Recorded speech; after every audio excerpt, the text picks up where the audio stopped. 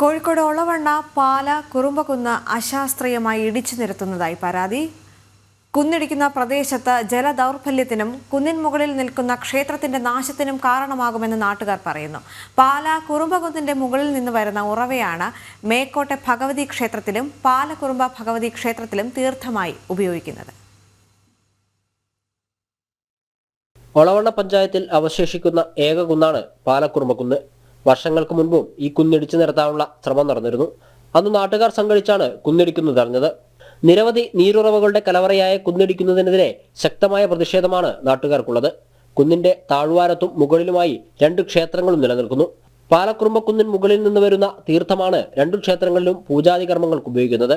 ജൈവ വൈവിധ്യത്തിന്റെ കലവറ കൂടിയായ കുന്നിനെ സംരക്ഷിക്കാൻ പാലക്കുറുമ്പ മേക്കോട്ട് ഭഗവതി ക്ഷേത്ര സംരക്ഷണ സമിതി എന്ന പേരിൽ സംഘടന രൂപീകരിച്ചാണ് നാട്ടുകാർ പ്രവർത്തിക്കുന്നത്. ഒന്നായിട്ടുള്ള സ്ഥലമാണ്, ഒരു 100-300 ഏക്കർ സ്ഥലം. അതിൽ 2 ക്ഷേത്രങ്ങളുള്ളത്. ഒന്ന് താഴെ ക്ഷേത്രവും ഒന്ന് മേക്കോട്ട ക്ഷേത്രവും. ഈ മേക്കോട്ട ക്ഷേത്രത്തിൻ്റെ എത്തുനിന്നാണ് ഈ തീർത്ഥം ഉത്ഭവിക്കുന്നത്. അത് അമ്പലത്തിലെ പൂജാതി കാര്യങ്ങൾക്കും അതേപോലെ മറ്റുള്ള നിവേദ്യ കാര്യങ്ങൾക്കും ഒക്കെ ഉപയോഗിക്കുന്നതാണ്. അതേപോലെ തന്നെയാണ് മേക്കോട്ട ക്ഷേത്രത്തിലും ഈ തീർത്ഥമാണ് ഉപയോഗിക്കുന്നത്.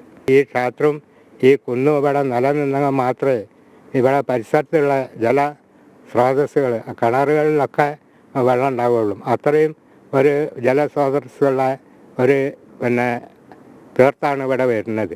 കഴിഞ്ഞ ദിവസം കുന്നിടിക്കുന്നത് നാട്ടുകാർ തടഞ്ഞിരുന്നു. ഭൂമിയുടെ ഉടമസ്ഥത സംബന്ധിച്ച് തർക്കവും കേസും നിലനിൽക്കുന്നതായി നാട്ടുകാർ പറഞ്ഞു. ദേവസ്വം ഭൂമി പലരും തട്ടിയെടുത്തതായാണ് ആക്ഷേപം.